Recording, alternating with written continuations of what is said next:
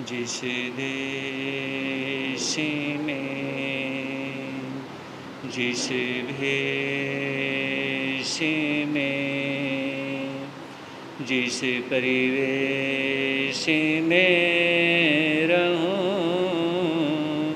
नमो अरिहंत, नमो अरिहंत, नमो अरिहंत कहूं। जिस शान से, जिस नाम से, जिस जान में रहूं, नमो अरिहंत, नमो अरिहंत, नमो अरिहंत कहूं। जिस प्यार से, जिस ख्वार से,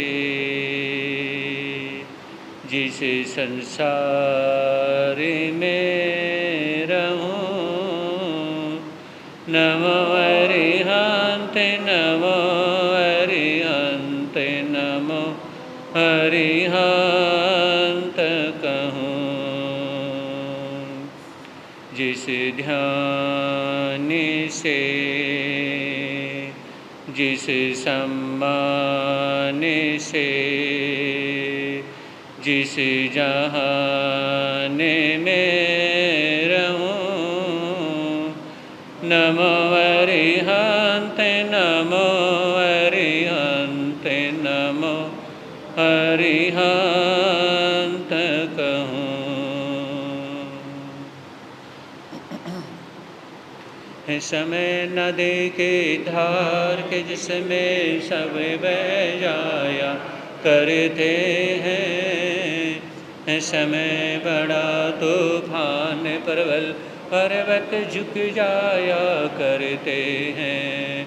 अक्सर दुनिया के लोग समय में चक्कर खाया करते हैं, लेकिन कुछ ऐसे होते जो इतिहास बनाया करते हैं, इतिहास बनाया करते हैं। चरण तीर्थंकर श्रवण भगवान महावीर स्वामी के चरणों में कोटि वंदन अभिवंदन। पूज्य गुरुदेव के पावन चरणों में असीम आस्था के साथ कोटि वंदन अभिवंदन। धर्म प्रेमी बंधुओं, जीवन की उदासी को खुशी में कैसे बदलें, इसके संबंध में कुछ कहने से पूर्व भजन की कुछ लाइनें सभी मिल करके बोलेंगे। बोलिए शांतिनाथ भगवान की। वीर की वाणी सुनाने संत आते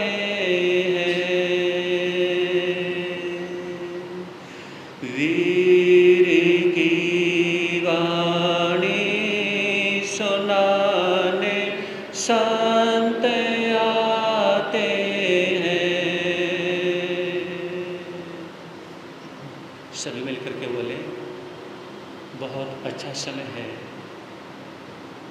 प्रभु की भक्ति का, चतुर्मास की भक्ति का कितना अच्छा समय है। सभी मिलकर के बोले, राम की वाणी सुनाने संत आते हैं। वीर की वाणी सुनाने संत आते हैं। ज्ञान की गंगा संत आते हैं। वीर की वाणी सुनाने संत आते हैं। ज्ञान की गंगा बहाने संत आते वीर की वाणी संत आते हैं।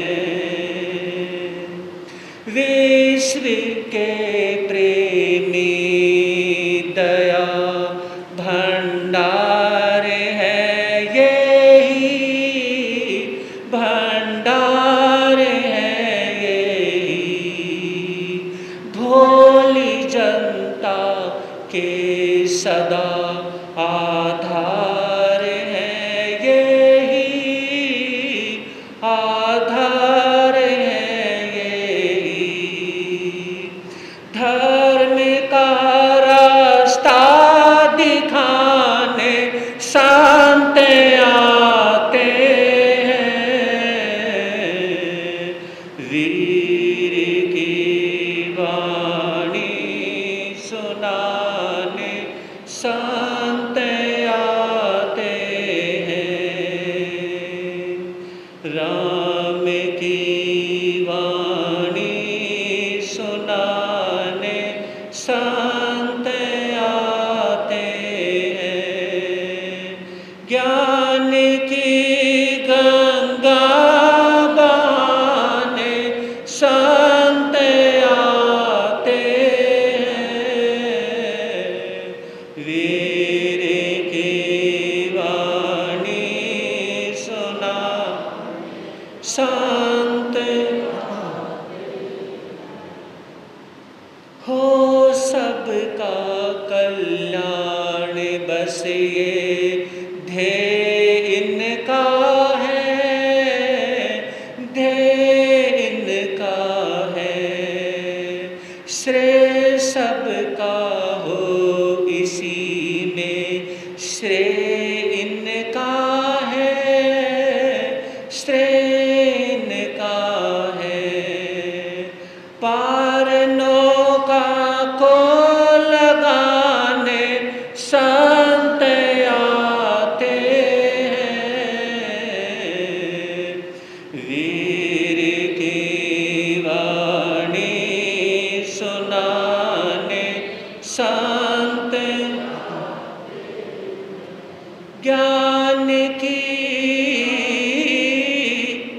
ज्ञान की गंगा बहाने संत आते हैं। वीर की वाणी सुनाने संत आते हैं।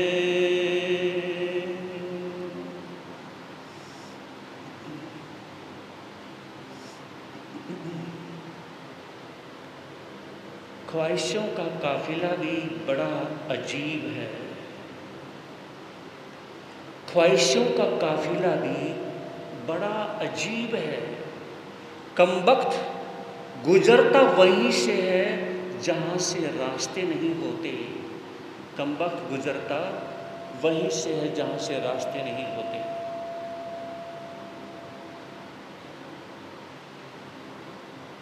जीवन की उदासी को खुशी में कैसे बदलें।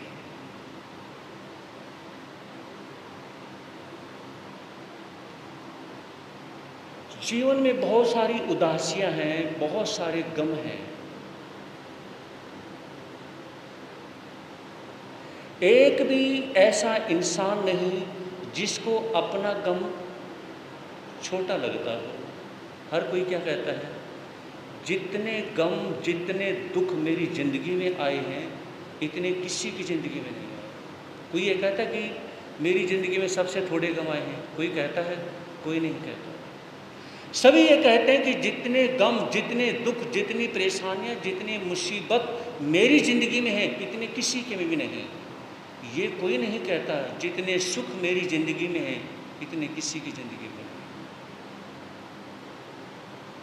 क्या हम अपनी उदासियों को, अपने गम को, अपने दुख को, अपनी परेशानियों को सुख में बदल सकते हैं, खुशी में बदल सकते हैं? हाँ, बदल सकते हैं,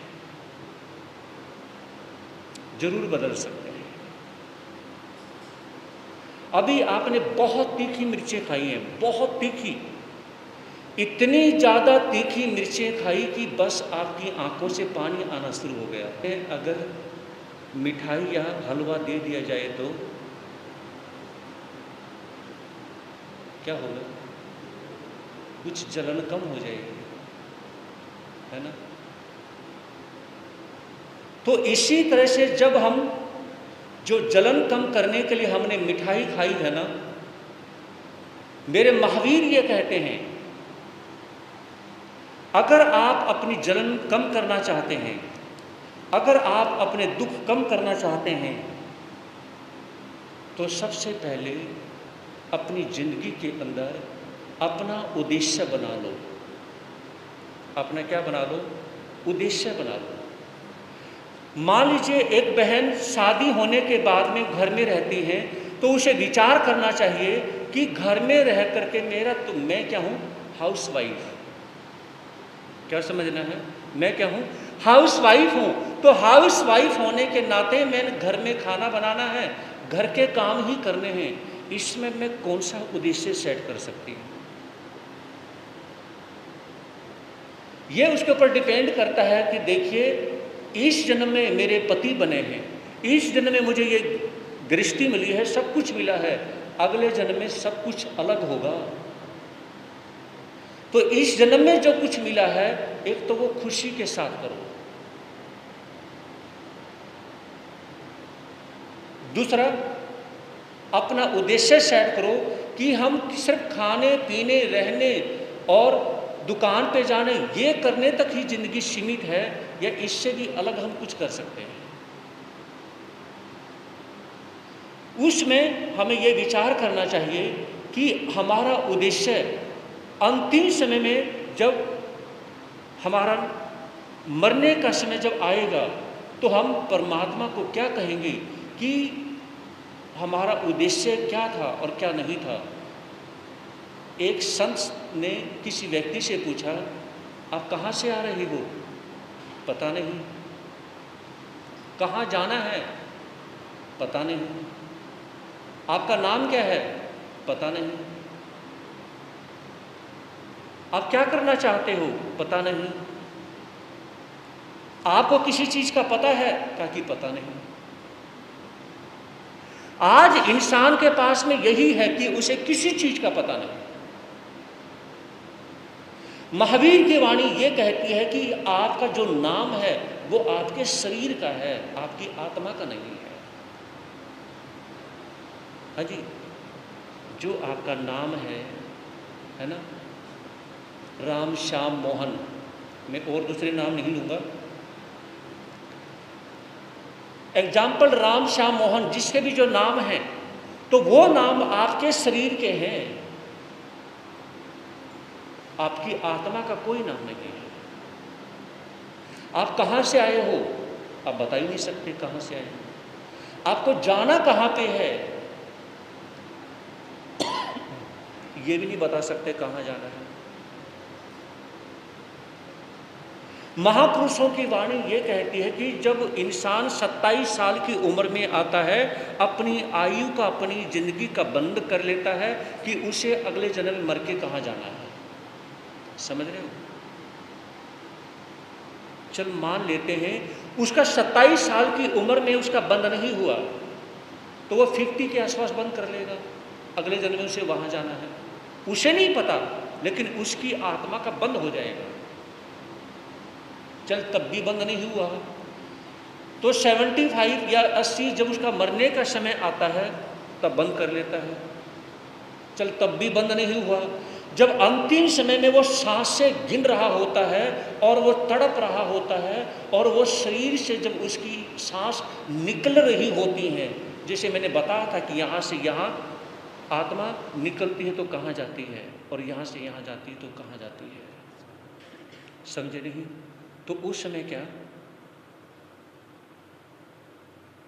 कि आत्मा,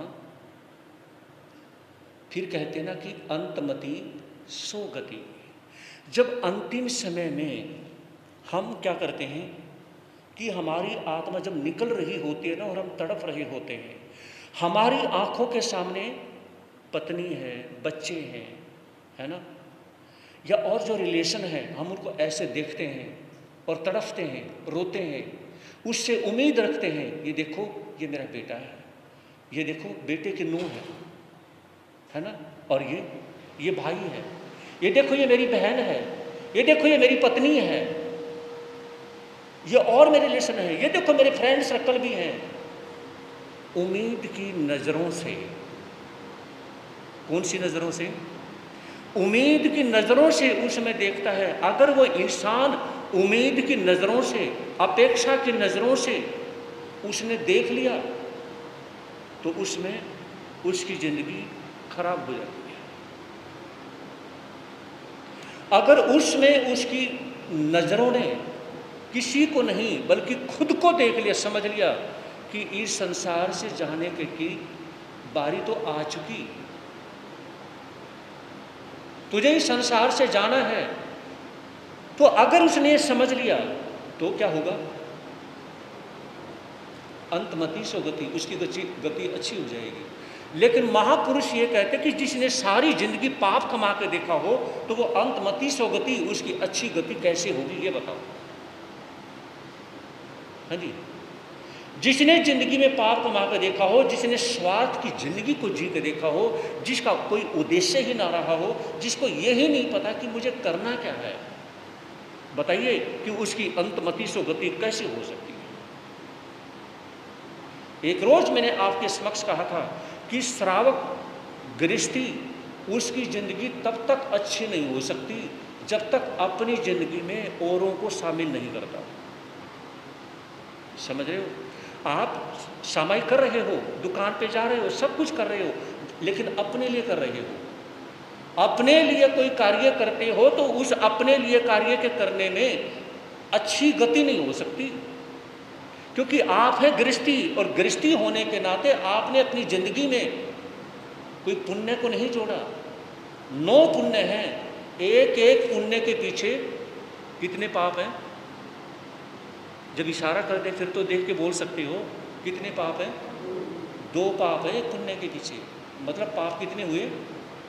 18 पाप हो गए, और पुण्य सिर्फ 9 है। तो जिंदगी का अगर गम दूर करना चाहते हो, पहले तो आपसे पुण्य इतना होता ही नहीं। दूसरी बात, कभी थोड़ा बहुत पुण्य हो भी गया तो एक एक पुण्य के पीछे 2-2 पाप खड़े हैं। एक इंसान कैसा भी हो, अगर 2 उसकी बाजू पकड़ के उसको मारने वाले हों, पीटने वाले हों, तो क्या होगा? एक से तो मुकाबला कर सकता है, 2 से करना बड़ा मुश्किल हो जाता है। तो ये कहा कि आप अपने उद्देश्य सेट करें। आपका उद्देश्य क्या है? घर में रहने का, गृहस्थी रहने का। मेरे बाबा गुरुदेव श्री प्रेम सिंह महाराज साहब कहते थे, जब भी कोई लड़का आता, कोई परिवार आता, कहता कि महाराज जी हमारे लड़के को या हमारी लड़की को आशीर्वाद दो, इसके 1 महीने के बाद शादी है। तो मेरे दादा गुरुदेव श्री प्रेम सिंह महाराज साहब कहा करते, उस लड़के से, उस लड़की से पूछा करते, बेटा बेटी मुझे ये बताओ, आप शादी करना जा रहे हो, आपका उद्देश्य क्या है? आपको शादी करना किस लिए है? क्या सिर्फ शादी करनी ही है? आप अपनी मर्जी से कर रहे हैं, घर वालों के प्रेशर से कर रहे हैं, या शादी करने का उद्देश्य क्या है? आप क्यों शादी करना चाहते हैं? अगर कोई दीक्षा लेता, कोई वैरागी होता, कोई वैरागन होते, उससे पूछते आप दीक्षा क्यों लेना चाहते हो, क्या करोगे दीक्षा लेकर? आप शादी करना चाहते हो तो शादी करके करोगे क्या? सिर्फ घर में ही यही बस उल्टे सीधे बस यही करना है? आपकी अपनी गृहस्थी की जिंदगी में और कुछ ऐड नहीं करना? या आप दीक्षा लेने चाह रहे हैं तो दीक्षा लेने में उद्देश्य क्या है, कि उसका मतलब क्या है, क्यों दीक्षा लेना चाहते हो? आराम से शादी करो, घर में रहो, ऐशो आराम करो, एंजॉय करो, मस्ती करो, क्या जरूरत है दीक्षा लेने की? अगर दीक्षा लेनी है तो उसका उद्देश्य क्या, मतलब क्या है? ये मेरे दादा गुरुदेव पूछा करते और ये कहा करते कि तुम चातुर्मास करने के लिए जिस क्षेत्र में जा रहे हो, ऐसे मुंह उठा के ना जाए। क्या कहा करते? वो कहते थे अपने संतों को, अपने शिष्य को, जो पोता पोती जो शिष्य गुरु में पोत्र शिष्य होते उनको कहते मुंह उठा के किसी क्षेत्र में चातुर्मास करने के लिए मत जाओ, और कोई क्षेत्र जो यानी कि चातुर्मास करने के लिए कोई कार्य करने आती तो उनको कहा करते मुंह उठा करके मेरे पास चातुर्मास लेने के लिए मत आओ। हाँ जी, समझ रहे हो, मेरे पास मुंह उठा के चातुर्मास लेने के लिए मत आओ। तुम्हारा उद्देश्य क्या है, मेरा चातुर्मास क्यों लेना चाहते हो, अपने क्षेत्र में मेरा चातुर्मास क्यों करवाना चाहते हो, या किसी भी साधु साध्वी का चातुर्मास क्यों करवाना चाहते हो, उद्देश्य क्या है तुम्हारा। 4 महीने उस संत को साध्वी को जेल बना करके बिठाने का, उसको 4 महीने के लिए उसमें एक बाउंड्री में बंद करने का ये उद्देश्य है। ये उसको 4 महीने बिठा दिया, इतिश्री सिर्फ ये कर दिया कि हमने उस संत को यहाँ पर बिठा दिया है और अपने फर्ज को अपने कर्तव्य को नहीं समझना। तो समाज को बोलते थे कि समाज को ये आभास होना चाहिए, समाज को ये पता होना चाहिए तुम चातुर्मास लेके किस लिए आए हो, और संत को ये आभास होना चाहिए तुम उस क्षेत्र में चातुर्मास करने जा क्यों रहे हो। क्या समझे, संत को ये पता होना चाहिए तुम चातुर्मास उस क्षेत्र में क्यों करने जा रहे हो, और कार्यकारिणी को समाज को ये पता होना चाहिए तुम अपने क्षेत्र में चातुर्मास करवा क्यों रहे हो। समझ रहे हो, बात कितनी छोटी छोटी है लेकिन कितनी गहरी है। अगर दोनों में से या संत को नहीं पता कि मैंने चातुर्मास करना क्यों है, या कार्यकारिणी को या मैनेजमेंट को नहीं पता कि हमने चातुर्मास करवाया क्यों है, तो उनमें से कोई फायदा नहीं। दोनों को पता होना चाहिए कि संत को ये पता होना चाहिए मैंने यहाँ चातुर्मास क्यों किया है, और वहाँ की मैनेजमेंट या समाज को ये पता होना चाहिए हमने चातुर्मास लिया क्यों है। कोई दीक्षा लेना जा रहा है तो उसको पता होना चाहिए मैं दीक्षा क्यों ले रहा हूँ, और कोई शादी करने जा रहा है तो उसको पता होना चाहिए मैं शादी क्यों कर रहा हूँ। आपने बिजनेस करना है, आपने नौकरी करनी है तो आपको पता होना चाहिए कि मैंने नौकरी करनी क्यों है, बिजनेस करना क्यों है। समझे नहीं, अगर ये आभास आपको नहीं है तो इसका मतलब क्या है, आप सामाजिक नहीं है। समझ रही मेरी बात को, आप सामाजिक ही नहीं है, आप सामाजिकता आपके आसपास भी नहीं। और संत अगर चातुर्मास करने जा रहे हैं उसको यही नहीं पता कि मुझे करना क्या है, तो फिर वो चातुर्मास करने लायक नहीं है। इतनी कड़वी बातें मेरे दादा गुरुदेव बोल देते थे कि अगर संत को यही नहीं पता कि तू चातुर्मास करने क्यों जा रहा है तो तेरा चातुर्मास करने का कोई फायदा नहीं है। समझ रहे हो, और आप चातुर्मास करवा क्यों रहे हो, आपने चातुर्मास में करना क्या चाहिए, तो कोई फायदा नहीं। वो ऐसी गहरी बातें, कुछ ऐसी सामाजिक बातें बोल दिया करते, कहा कि संत का सामाजिक जीवन है, वो समाज के बारे में सोचता है, वो समाज के बारे में विचार करता है। मैं 4 महीने यहाँ पे हूँ, मेरा उद्देश्य धर्म करना है और इस समाज को धर्म से जोड़ना है, इस समाज को ठाई बेले टेले से जोड़ना है, यहाँ पर नई जान फूंकनी है, यहाँ पर धर्म का उद्घोष करना है, यहाँ पर धर्म की क्रांति लेके आनी है, यहाँ पर इन लोगों को एहसास करवाना है कि आप जैन धर्म से जो जुड़े हैं या चातुर्मास से जुड़े हैं या संतों से जुड़े हैं, तो जुड़ने के बाद में सिर्फ दुकान या घर ही उद्देश्य नहीं, यहाँ जरूर आइए। आप ये नहीं कह सकते 8 महीने में कह सकते हो महाराज जी दुकान पे जाना है, महाराज जी ये काम करना है, महाराज जी फैक्ट्री जाना है, कॉलेज में जाना है, स्कूल में जाना है, ये आप 8 महीने कह सकते हो, लेकिन 4 महीने में अगर आपने अंडरस्टैंडिंग नहीं की तो इसका मतलब चातुर्मास करवाना बेईमानी है। समझे नहीं, चातुर्मास करवाना बेईमानी है। अगर आपने अंडरस्टैंडिंग नहीं की या एक धर्म ध्यान में, पूजा पाठ में, आने में जाने में, आहार विहार हर चीज़ में आपको यही नहीं पता, एक दिन करा अगले दिन छोड़ दिया, एक दिन करा अगले दिन छोड़ दिया, तो फिर ये बेईमानी है। और संत कहें अगर वहाँ पर आए और आने के बाद में कहें सिर्फ क्या है, बस अपने खाने पीने से ही मतलब है, सिर्फ अपने खाने पीने से मतलब, समाज को प्रवचन से नहीं जोड़ना, समाज को यानी कि धार्मिक क्लास से नहीं जोड़ना, समाज को यानी कि गतिविधियों से नहीं जोड़ना, समाज को यानी कि चेंज करने की कोशिश नहीं करना, तो फिर उसका चातुर्मास करने का फ़ायदा क्या है? वो 4 महीने वहाँ पर उसने काटने हैं, और काटने के बाद में क्या है, वहाँ पे रोटी खानी है और उसके बाद में विहार कर देना है। संतों के लिए भी बात कही है, ऐसा नहीं, संतों के प्रति कड़वी बात कही है, और समाज के लिए भी, कि उन्हें समझना जरूरी है, उन्हें अपने उद्देश्य को समझना जरूरी है। अगर आपके पास उद्देश्य ही नहीं, आपके पास सोच ही नहीं है, बिना सोच के शादी मत करना, बिना सोच के दीक्षा मत लेना, बिना सोच के चातुर्मास मत करना, और बिना सोच के चातुर्मास मत करवाना।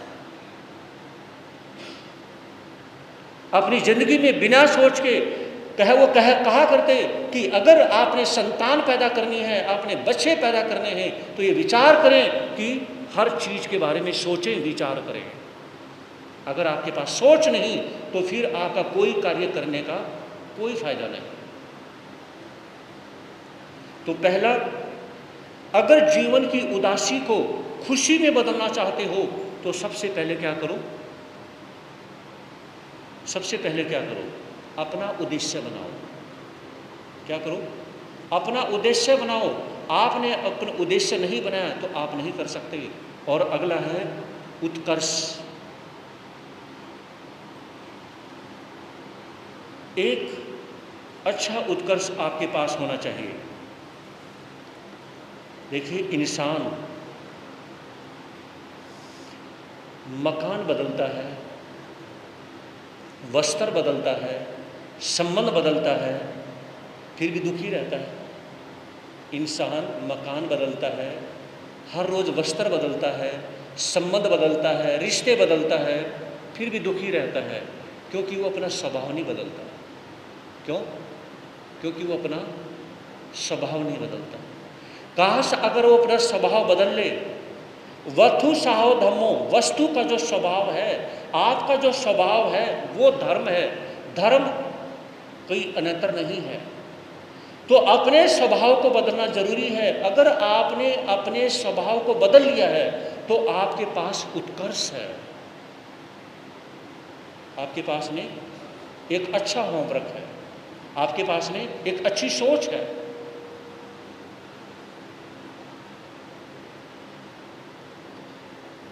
अब देखिए, फिर है तीसरा पॉइंट उद्यम, और चौथा है उद्यम। उद्यम का ये मतलब कि यत्न करना, हर रोज कोई ना कोई, किसी न किसी अच्छे कार्य के लिए यत्न करना है ना। और अदम होना, उद्यम होना मतलब यत्न ही नहीं करना। नीति के बोलों में आता है कि कुछ लोग ऐसे होते हैं जो नुकसान होने के डर से, परेशानी आने के डर से वो काम को शुरू ही नहीं करते। कुछ लोग ऐसे होते हैं जो काम को शुरू कर देते हैं लेकिन बीच में छोड़ देते हैं। कुछ लोग ऐसे होते हैं जो काम को शुरू करने के बाद में काम करके ही छोड़ते हैं। काम को शुरू करने के बाद में काम करके ही छोड़ते हैं।